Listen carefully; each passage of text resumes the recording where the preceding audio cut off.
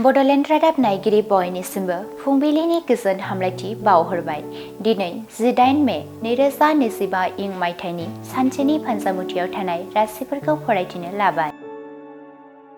मेष राशि नखराव जुलिनि रादाय खालारा थि जागोन, गोसोआव गोजोननाय मोनगोन, मोजां सान। वृष राशि बिसि फिसायनि गेजेराव दावराव दावसि जानो हागौ, सानै हयै बाथ्रा बुंनाया गाहाम। मिथुन राशि माबाफोर निदान खैफोद जानो हागौ, बायजोआव ओंखारोब्ला सांग्राङै सोलिनाया गोनां, जेंना गोनां सान। कर्कट राशि देहायाव बेमार आजार जानो हागौ, जानाय लोंनायाव साखोन सिखोन जानांगोन, सांग्राङै सोलिनाया गोनां।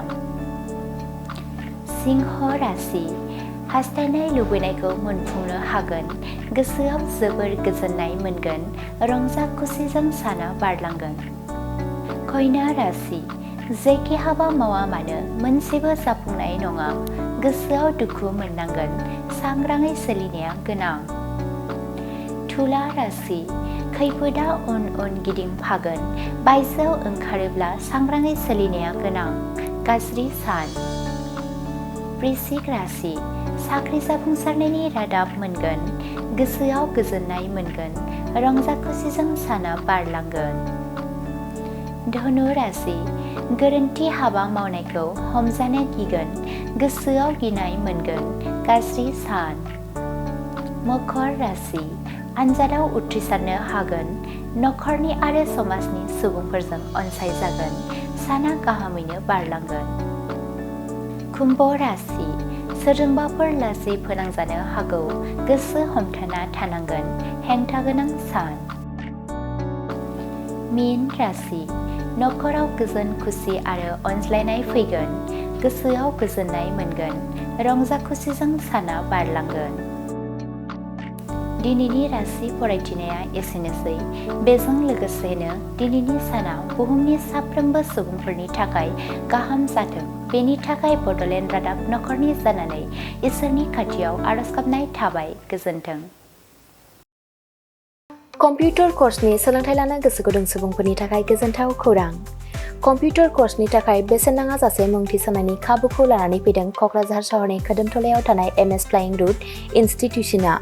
बयखौबो बेहाय क'क्राझार सिङाव थानाय खोदोमथला फ्लाइं रुट इनस्टिट्यूटआ हस्पिटेलिटी मेनेजमेन्ट आरो एभिएशननि अनगायै कम्पिउटार कर्सखौबो लन्च खालामनाय जादों गोदान। बेहाय दा फ्रि एडमिशन सोलिगासिनो दङ, जेरै जोङो JavaScript, web designing, CC programming बेखौ गासिखौबो होनाय जागोन। जायफोर केन्डिडेटफोरा गोसो दङ बेहाय माने थाबैनो रेजिस्ट्रेशन खालामनो हागोन, एडमिशन फ्रि सोलिगासिनो दं। एभिएशन आरो हस्पिटेलिटी मेनेजमेन्टनि फोरोंथाय होबोबाय थानायजों लोगोसेनो देग्लायनिफ्राय लानानै फैबावदों क'क्राझारनि MS फ्लाइं रुट इनस्टिट्यूशना कम्पिउटारनि कर्स। आखा-फाखा रोंग'सार फोरोंगिरि आरो मोजां खाबु थानाय बे फसंथानाव PGDCA, DCA, CCA, JavaScript, web designing, CC programming, illustrator, stenography with typing बायदि बायदि कम्पिउटार कर्सफोरनि फोरोंथायखौ नोंथांमोननो होनो थाखाय बे समाव नेनानै दङ क'क्राझारनि खोदोमथलायाव थानाय MS फ्लाइं रुट इनस्टिट्यूशना। गोदानै जागायनो लानाय कम्पिउटार कर्सनि थाखाय बे समाव MS फ्लाइं रुट इनस्टिट्यूशनाव गिबि खेबनि थाखाय मुं थिसनगिरिफोरा बेसेन होनाङालासे मुं थिसननायनि खाबुखौ मोननो हागोन। थारैनो नोंथाङाबो कम्पिउटारनि गियान सोलोंनो गोसो दङ नामा? जुदि गोसो दङ अब्ला गोबाव खालामाजासे क'क्राझारनि MS फ्लाइं रुट इनस्टिट्यूशनाव सुलाद लानो थाखाय नोंथाङा 9394 796813 एबा 8099554765 जानबुं अनजिमायाव फोनांजाब खालामदो।